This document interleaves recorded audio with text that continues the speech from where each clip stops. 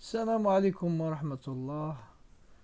عندنا موضوع قصير راح نناقشوه في بضع ثواني. خوتي، نشيركم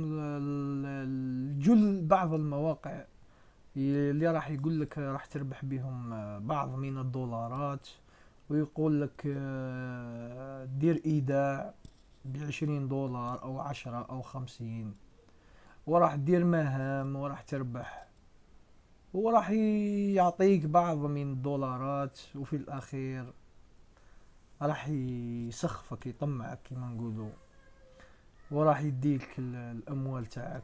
والله يعني خسارة. راه الناس كل تعاني بزاف، رواد الانترنت ورواد الربح من الانترنت. واش نقول لكم؟ حذاري حذاري ثم حذاري. حذاري من هذا المنصات، راهم نصابين نصابين. حذاري خوتي ثم حذاري.